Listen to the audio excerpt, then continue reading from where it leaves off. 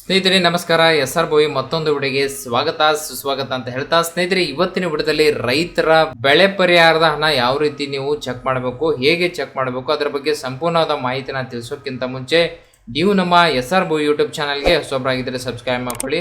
ಪಕ್ಕದಲ್ಲಿರೋ bell icon ಕೂಡ press ಮಾಡೋದ್ರಿಂದ ನಾವು ಪ್ರತಿಯೊಂದು ಉಪಯುಕ್ತ ಮಾಹಿತಿಗಳೇನಾಗುತ್ತೆ ಸೊ ನಿಮ್ಮ ಯೂಟ್ಯೂಬ್ ಆ್ಯಪ್ ಅಲ್ಲಿ ಬರುತ್ತೆ ಅಂತ ಹೇಳ್ತಾ, ಸ್ನೇಹಿತರೆ ವಿಡಿಯೋನ ಸ್ಟಾರ್ಟ್ ಮಾಡೋಣ ಬನ್ನಿ.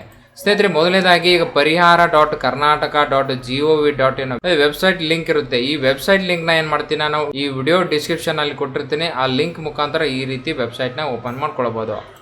ಯಾವುದೇ ರೀತಿ ನಿಮ್ಮ ಗ್ರಾಮ ಪಂಚಾಯತಿಗೆ ಹೋಗುವ ಅವಶ್ಯಕತೆ ಇರಲ್ಲ. ನಿಮ್ಮ ಮನೆಯಲ್ಲಿ ಕುಳಿತುಕೊಂಡು ನಿಮ್ಮ ಮೊಬೈಲ್ ಅಥವಾ ಕಂಪ್ಯೂಟರ್ ಅಲ್ಲಿ ಕೂಡ ನಿಮ್ಮ ಬೆಳೆ ಪರಿಹಾರ ಹಣನ ಚೆಕ್ ಮಾಡ್ಕೊಳ್ಬಂದ ಹೇಳ್ಬೋದು. ಸೊ ಈ ರೀತಿ ವೆಬ್ಸೈಟ್ ಓಪನ್ ಆದಾಗ ನೀವೇನ್ ಮಾಡ್ಕೊಳ್ಬೇಕಾಗುತ್ತೆ, ಇಲ್ಲಿ ಒಂದು ಲಿಂಕ್ ಇರುತ್ತೆ. ಯಾವುದು ನ್ಯೂ ರಿಪೋರ್ಟ್ 2023 ಅಂತ ಇದೆ ನೋಡಿ.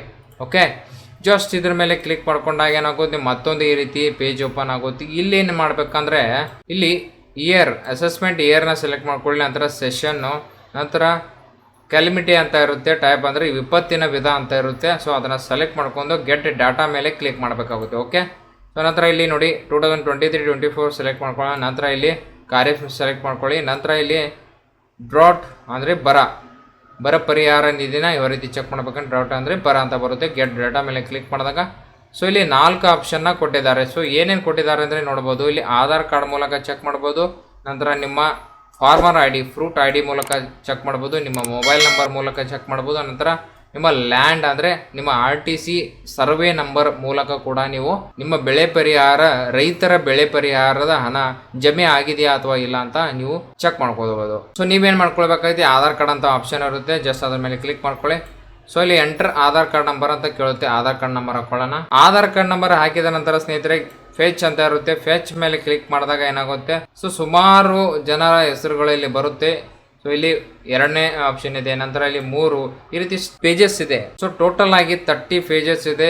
ಸೊ ಇದರಲ್ಲಿ 386 ಇಷ್ಟು ಜನ ಆಧಾರ್ ಕಾರ್ಡ್ ಡೀಟೇಲ್ಸ್ ಬರಲ್ಲ. ಸೊ ಅವರ ಹೆಸರು ಇಲ್ಲಿ ಬರುತ್ತೆ. ನಂತರ ಫ್ರೂಟ್ ID ಬರುತ್ತೆ. ಸೊ ಈ ರೀತಿ ನಿಮ್ಮ ರೈತರ ಹೆಸರು ಮತ್ತು ಫ್ರೂಟ್ IDನ ಚೆಕ್ ಮಾಡೋ ಮೂಲಕ ಏನಾಗುತ್ತೆ, ಇಲ್ಲಿ ಮಾಹಿತಿ ಬರುತ್ತೆ. ಸೊ ಇಲ್ಲಿ ಒಂದು ಮಾರ್ಕ್ ಇದೆ, ರೌಂಡ್ ಮಾರ್ಕ್ ಇದೆ. ಜಸ್ಟ್ ಅದರ ಮೇಲೆ ಕ್ಲಿಕ್ ಮಾಡ್ಕೊಳ್ಬೇಕಾಗುತ್ತೆ. ಸೊ ಇವರು ಹಾವೇರಿ ಜಿಲ್ಲೆಯವರು, ಇವರಿಗೆ ಸರ್ವೆ ನಂಬರ್ 2 ಇದೆ.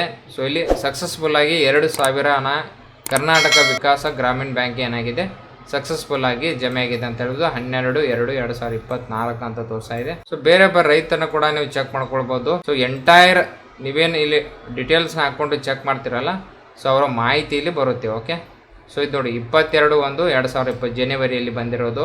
ಸೊ ಈ ರೀತಿ ಪ್ರತಿಯೊಬ್ಬರ ಮಾಹಿತಿ ಕೂಡ ನೀವು ಇಲ್ಲಿ ಚೆಕ್ ಮಾಡ್ಕೊಳ್ಬಹುದು. ಬೇರೆಯವರ ಅಂದರೆ ಟ್ರಾನ್ಸಾಕ್ಷನ್ ಆಗಿರುವ ಡೇಟ್ ಬೇರೆ ಬೇರೆ ಇರುತ್ತೆ. ಇಲ್ಲಿ ನೋಡಿ 19/1 ಅಂತ ತೋರಿಸ್ತಾ ಇದೆ. ಸ್ನೇಹಿತರೆ ಈ ರೀತಿ ಡೀಟೇಲ್ಸ್ ಬರುತ್ತೆ. ಇಲ್ಲಿ ಆಧಾರ್ ಕಾರ್ಡ್ ನಂಬರ್ ಹೈಡ್ ಆಗಿರುತ್ತೆ. ನಂತರ ಇಲ್ಲಿ ರೈತನ ಹೆಸರು ಬರುತ್ತೆ. ನಂತರ FID ಬರುತ್ತೆ. ಸೊ ನಂತರ ಯಾವುದಿದೆ ಆದ ಹೆಸರ ಮೇಲೆ ನೀವು ಜಸ್ಟ್ ಇಲ್ಲಿ ಕ್ಲಿಕ್ ಮಾಡ್ಕೊಂಡಾಗ ನಿಮ್ಮ ಮಾಹಿತಿ ಇಲ್ಲಿ ಕೆಳಗಡೆ ಬರುತ್ತೆ. ನೋಡ್ಬೋದು ಇಲ್ಲಿ 7/2 ಅಂದರೆ ಫೆಬ್ರವರಿ ತಿಂಗಳಲ್ಲಿ ಸಕ್ಸಸ್ಫುಲ್ ಆಗಿ ಇವರಿಗೆ 2,000 ಜಮೆ ಆಗಿದೆ ಅಂತ ಹೇಳ್ಬೋದು. ಜನರಲ್ ಪೋಸ್ಟ್ ಆಫೀಸ್ಗೆ ಜಮೆ ಆಗಿದೆ, ದಾವಣಗೆರೆ ಡಿಸ್ಟಿಕ್ ಇಲ್ಲಿ ತೋರಿಸ್ತಾ ಇದೆ. ಸೊ ಈ ರೀತಿ ಪ್ರತಿಯೊಂದು ಮಾಹಿತಿ ಕೂಡ ನೀವು ಆಧಾರ್ ಕಾರ್ಡ್ ಮೂಲಕ ನೀವು ಇಲ್ಲಿ ಚೆಕ್ ಮಾಡ್ಕೊಳ್ಬೋದು. ಸ್ನೇಹಿತರೆ ಇವತ್ತಿನ ವಿಡಿಯೋದಲ್ಲಿ ನಾವು ಬೆಳೆ ಪರಿಹಾರ ಹಣ ಜಮೆ ಆಗಿದೆ ಅಥವಾ ಇಲ್ಲ ಅಂತ ಯಾವ ರೀತಿ ಚೆಕ್ ಮಾಡಬೇಕಂತ ತುಂಬಾ ಸುಲಭವಾಗಿ ನಿಮಗೆ ತಿಳಿಸ್ಕೊಟ್ಟಿದ್ದೆ. ಸೊ ನಿಮ್ಮ ಆಧಾರ್ ಕಾರ್ಡ್ಗೆ ಇನ್ನೂ ಕೂಡ NPCI ಲಿಂಕ್ ಮಾಡ್ಕೊಂಡಿಲ್ಲ ಅಂದರೆ ಬೇಗನೆ ನಿಮ್ಮ ಬ್ಯಾಂಕ್ಗೆ ಹೋಗಿ ನಿಮ್ಮ ಆಧಾರ್ ಕಾರ್ಡ್ ಕೊಡೋ ಮೂಲಕ ನಿಮ್ಮ ಬ್ಯಾಂಕ್ ಅಕೌಂಟ್ಗೆ NPCI ಲಿಂಕ್ ಮಾಡ್ಕೊಳ್ಳಿ. ಸೊ NPCI ಲಿಂಕ್ ಆಗೋದ್ರಿಂದ ಡೈರೆಕ್ಟ್ ಆಗಿ ಆಧಾರ್ ಕಾರ್ಡ್ ಮೂಲಕ ಏನಾಗುತ್ತೆ, ನಿಮ್ಮ ಬ್ಯಾಂಕ್ ಅಕೌಂಟ್ಗೆ ನಿಮ್ಮ ಬೆಳೆ ಪರಿಹಾರ ಹಣ ಜಮೆ ಆಗುತ್ತೆ ಅಂತ ಹೇಳ್ಬೋದು. ಸ್ನೇಹಿತರೆ ಈ ಒಂದು ವಿಡಿಯೋ ನಿಮಗೆ ಇಷ್ಟವಾಗಿದ್ದರೆ ಲೈಕ್ ಮಾಡಿ, ಸಬ್ಸ್ಕ್ರೈಬ್ ಮಾಡಿ, ತಪ್ಪದೇ ತಮ್ಮ ಬಂಧು ಮಿತ್ರರಿಗೂ ಕೂಡ ಶೇರ್ ಮಾಡಿ ಅಂತ ಹೇಳ್ತಾ ಅಲ್ಲಿವರೆಗೆ ಮುಂದಿನ ವಿಡಿಯೋದಲ್ಲಿ ಭೇಟಿ ಆಗ್ತೀನಿ. ಜೈ ಹಿಂದ್, ಜೈ ಕರ್ನಾಟಕ.